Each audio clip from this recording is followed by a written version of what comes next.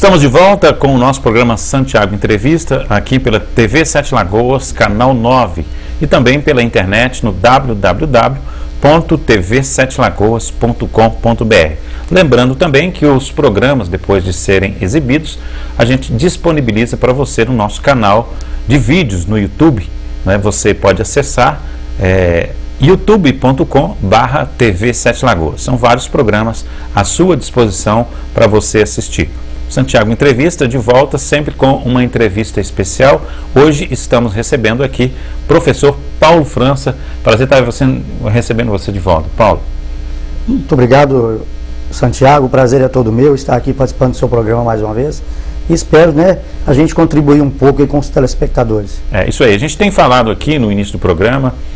Temos convidados algumas pessoas da cena política, especialmente, porque a gente está vivendo um momento político muito importante, não só em Sete Lagoas, mas em todo o país. O Paulo, ele também sempre fez parte da política, teve aí como candidato a vereador, presidente do partido, do PSOL, e na última eleição ele teria, a condição de vir como vice, da chapa do PMDB, PSOL. No caso, era o Múcio Reis, que era o prefeito, e ele como vice. Teve aí algum probleminha que acabou que não pôde disputar as eleições. Vamos aproveitar, Paulo? Acho que a gente não comentou isso no ar aqui. Sim. Qual foi realmente o motivo?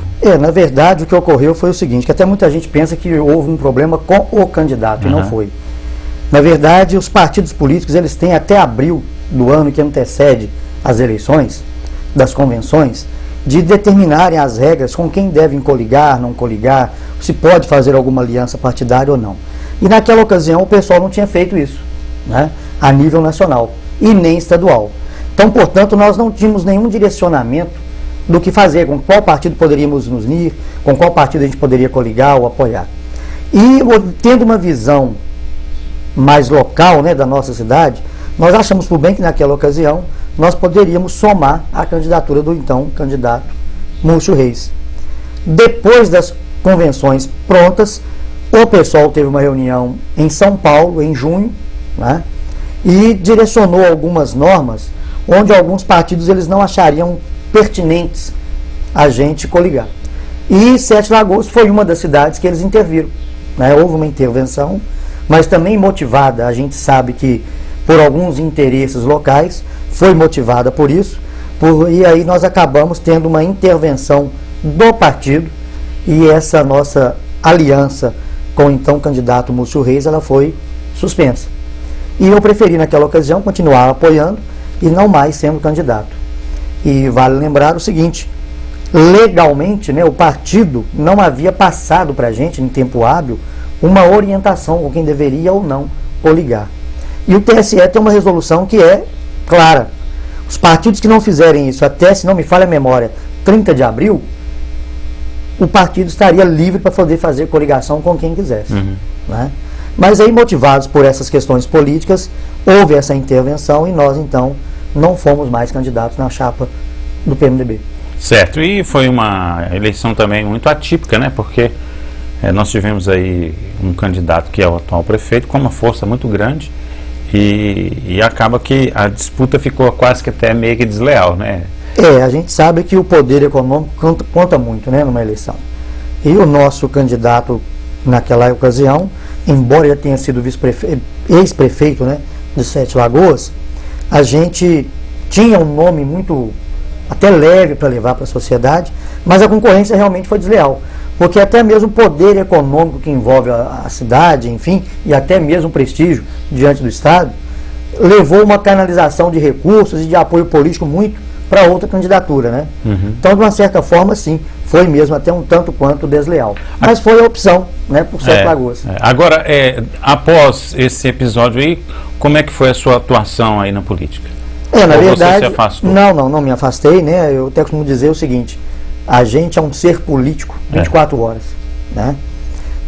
Não estou participando das eleições agora de Estado, que é governador, presidente, deputados, enfim. Estou apoiando alguns amigos, mas não participando diretamente nas eleições. A minha participação durante esse período aí, eu ainda continuava na presidência do partido, a nível municipal, participamos de algumas reuniões em Belo Horizonte, em algumas diretrizes, mas a partir de abril eu cumpri meu mandato como presidente do partido, né? Já tem uma nova comissão provisória sendo instalada, e eu estou só nessa eleição de espectador. Certo. Então o partido automaticamente está sem um presidente. Na verdade tem uma comissão nova agora, que já foi até encaminhada, né, para a direção estadual, só está faltando mesmo a publicação. Certo. Nós estamos vivendo aí esse momento político, e eu tenho comentado aqui sobre a responsabilidade dos políticos, principalmente de Sete Lagoas.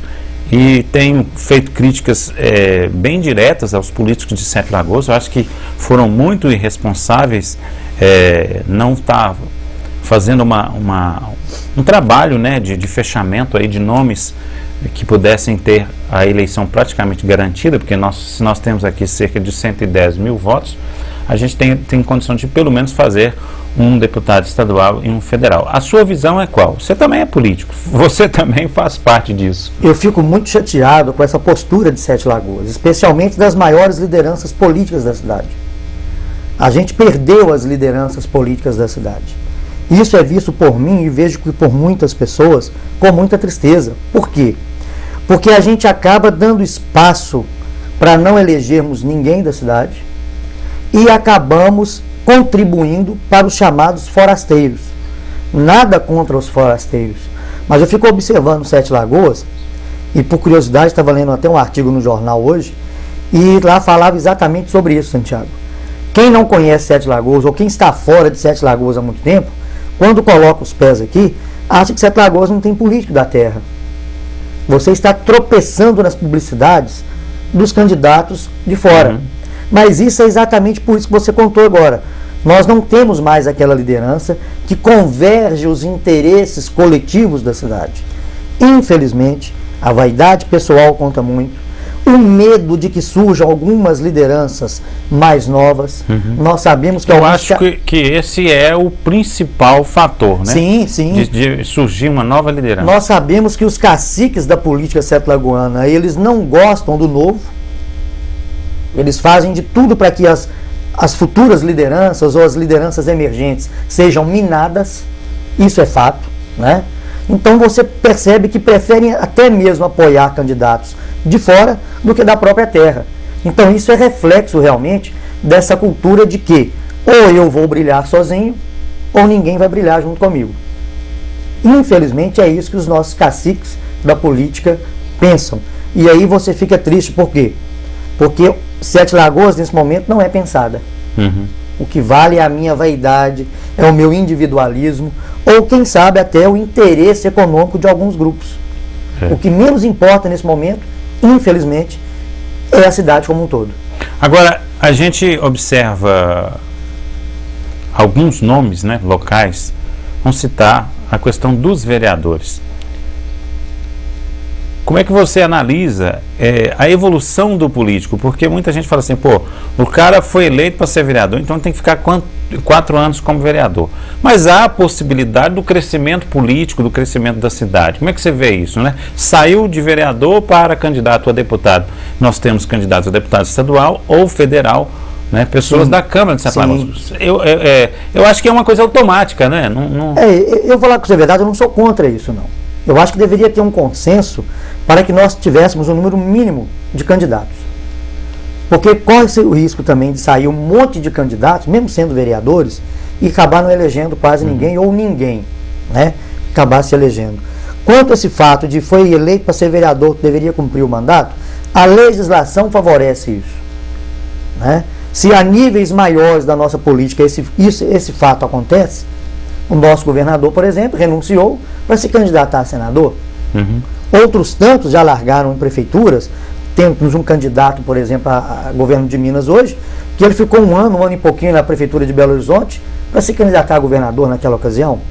Eu acho o seguinte, se for pessoas de um primeiro mandato, eu acho até que tem uma certa restrição para que ela possa provar durante aquele período do seu mandato que ela realmente está competente e apta para poder galgar postos maiores na política. É até pertinente isso aí, né? Experiência, né? Exatamente, você vai ganhar experiência, né? Agora, aqueles que já estão em 2, 3, 4 legislaturas, eu não vejo impedimento algum de já se provou, candidatar, né? Já provaram. né? E o maior teste eles vão passar por quem? Pela sociedade.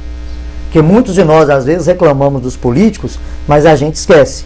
Quem os coloca lá somos nós. Agora, nós regredimos, de certa forma, no caso do deputado estadual, que é o Duílio Castro, tendo que retirar a sua candidatura, porque ficou inviabilizado, né, pelo que eu sei, principalmente na questão do patrocínio da campanha e também dessa divisão dos votos, pela pesquisa que ele fez, e acabou tendo que tirar o seu nome pensando numa segunda opção, né? Isso é péssimo para a cidade, né? E a gente volta naquilo que eu falei anteriormente, né? As lideranças políticas. Nós temos que, e um detalhe importante, Santiago, quando você fala isso, a gente percebe a nível de município, a nível de estado, não é diferente, né? Uma grande coisa que acontece com os políticos, infelizmente, é que quando ganham, eles esquecem que o jogo, entre aspas, o jogo político, ele é coletivo. Uhum. Você não ganha uma eleição sozinho. Você precisa de candidatos junto com você na mesma chapa para que dali você atinja o quociente eleitoral e você, então, possa passar a postular realmente uma vaga na Câmara, seja de deputados federais, seja na Câmara de Vereadores ou Assembleia. O que falta, na minha visão, para essas pessoas, esses políticos que estão no mandato, que estão em pleno cargo eletivo? É essa união com os seus correligionários. Quando você coloca que uma candidatura fica inviabilizada, exatamente pelo custo financeiro, é porque não foi feito um trabalho de base. Uhum. Não foi feito um trabalho de base. Porque tem um detalhe também, aquela candidatura que você precisa de gastar muitos milhões com ela, ela não é uma boa candidatura. Porque depois você vai ter que ressarcir isso, de alguma forma. Porque ninguém é tão bonzinho que vai colocar dinheiro. Exatamente. Né? Então, a partir do momento que você depende única e exclusivamente do poder econômico, você está colocando sua cabeça na guilhotina. Você está condicionando as suas futuras eleições ao mesmo poder econômico e acaba esquecendo do grupo, da base. Porque se você tem um grupo forte, uma base forte, você com certeza reduz muito os seus gastos financeiros. Agora, Paulo, eu percebo que, além disso, uma outra situação mais grave, né, é o racha. Eu acho que essa situação, principalmente do Duílio, provocou uma situação, não fazendo aqui uma propaganda para nenhum dos candidatos, mas a gente percebe que com o acontecido houve-se uma mudança muito grande. Eu vim acompanhando alguns detalhes. Por exemplo, ele resolveu de uma hora para outra, tirou a candidatura, passou a apoiar o Douglas Mello e passou também a apoiar o ex-prefeito Leônio Maciel, que vem como federal. Quer dizer, com tudo isso aí, com essa disputa, a gente sabe que não tem o apoio, né, do poder maior, que é a prefeitura, né, através do comando do prefeito.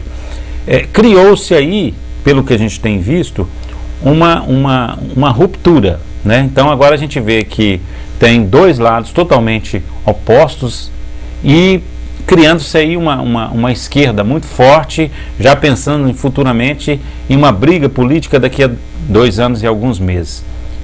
Sete Lagoas continua perdendo com isso, né? Muito, né?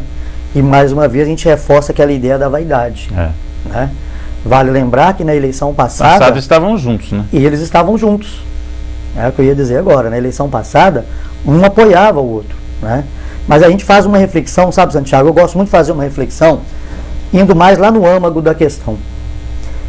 Porque às vezes as pessoas, né, os próprios políticos se envolvem tanto em época de eleição que eles priorizam única e exclusivamente a eleição sem analisar todo um histórico desses fatos.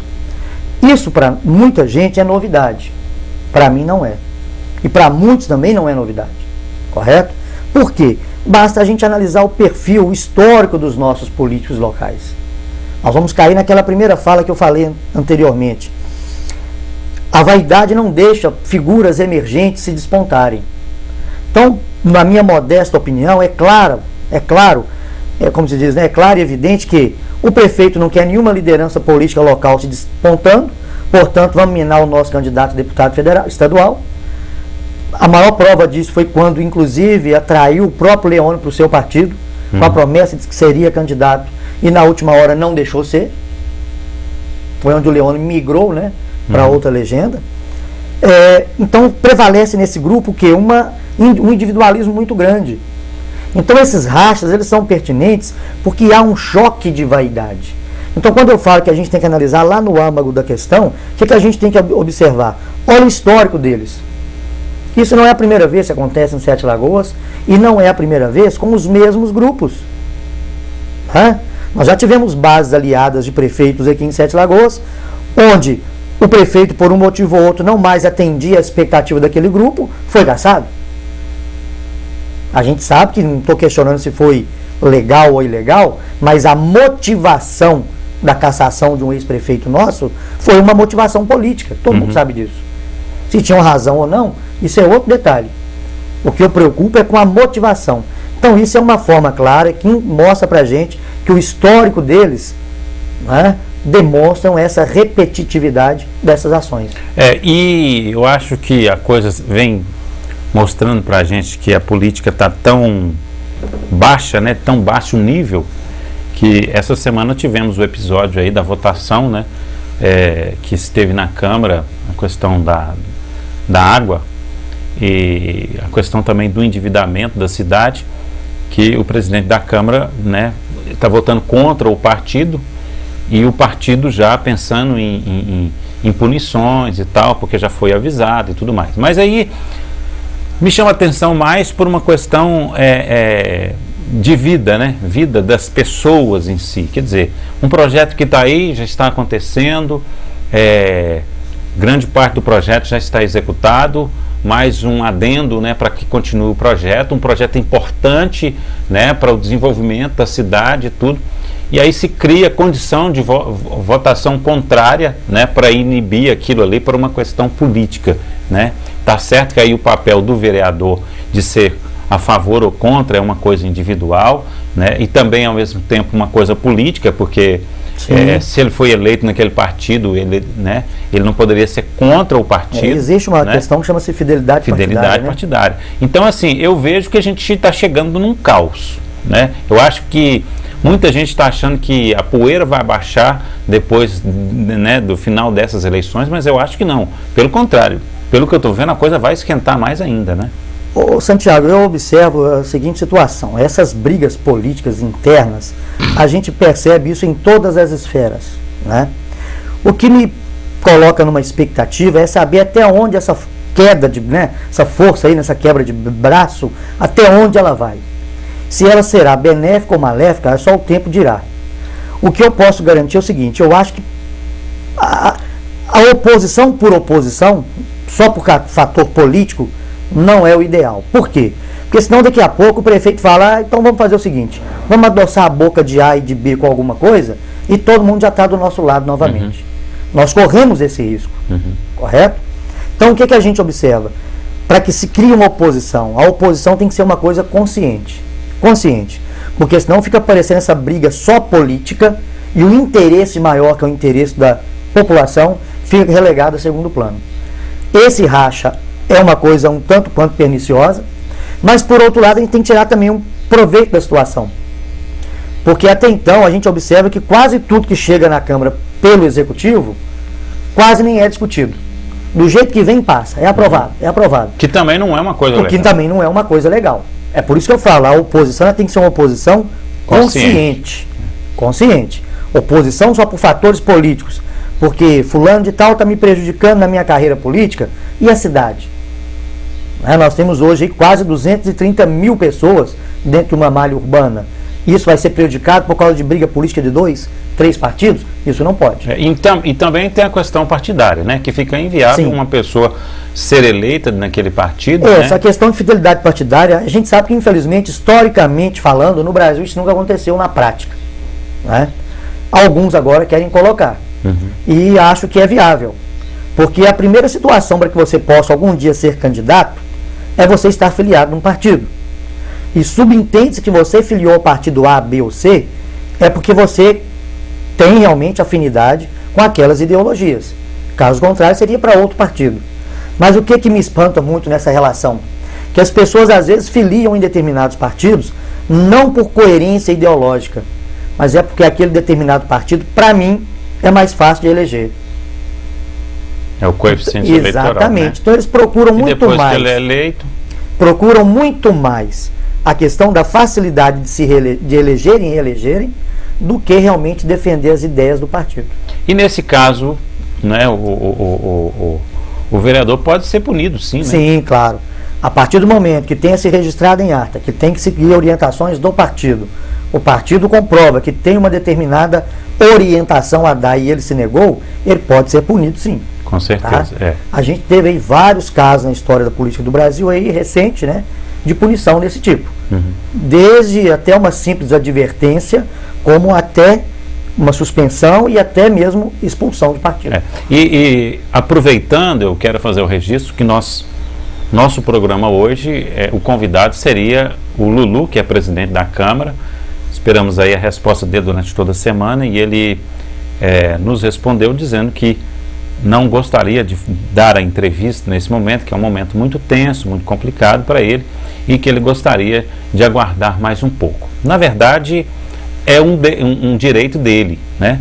Mas eu, como jornalista, eu acho que ele está completamente errado, porque este sim era o momento dele estar aqui, né, se posicionando, porque se foi eleito como vereador e principalmente como presidente da Câmara, jamais poderia aguardar um momento, né, para poder se pronunciar, porque foi eleito para representar as pessoas e as pessoas querem resposta de tudo.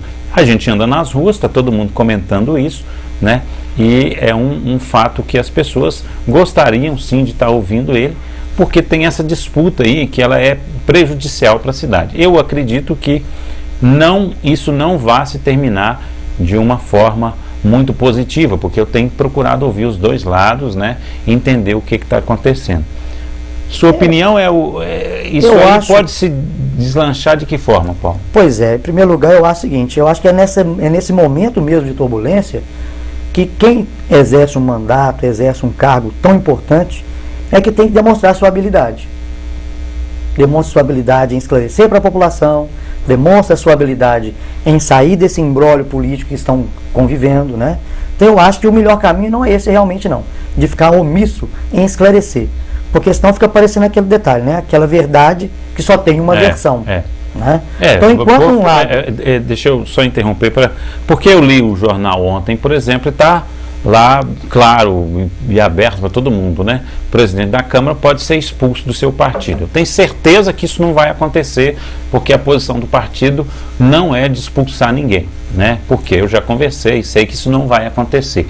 Mas é uma coisa que desgasta o próprio presidente da Câmara. Você colocar uma manchete dessa no jornal e aí, quer dizer, você cria uma especulação, né? Isso partidariamente é péssimo, né? Porque até aquelas pessoas que ainda não foram eleitas pelo partido, mas que estão à base de sustentação do partido, quando percebem que há um racha, eles mesmos começam a temer pela sua própria condição dentro do partido. Eu também acredito que vai ter uma punição exagerada a ponto de expulsá-lo. Também não acredito nisso. Não estou dentro do partido dele, mas eu não acredito. Mas é uma faca de dois gumes, né? Porque futuramente isso pode se voltar, inclusive, aos vereadores que hoje não cumprem a determinação do partido. Imagine que eles ficam no partido durante esses 4 anos e nas vésperas da próxima eleição, ou a direção do partido resolve não dar-los a legenda para serem candidatos. É um risco muito grande que corre, é um risco que eles correm. Pode perder praticamente a sua campanha, a sua trajetória política. Né? Esse é um erro de quem pensa apenas no imediato. Né?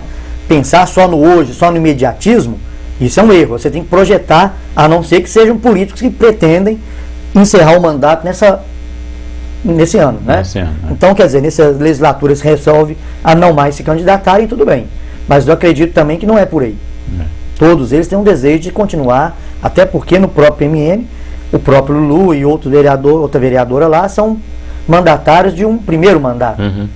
E acredito que eles querem mais. Né? Lógico, e tem isso muita coisa. Isso pode implicar legalmente no partido, na próxima eleição, não oferecerem legendas a ele. Com certeza. Então, nós estamos conversando hoje aqui no Santiago Entrevista com o professor Paulo França. Vamos fazer um pequeno intervalo e já voltamos.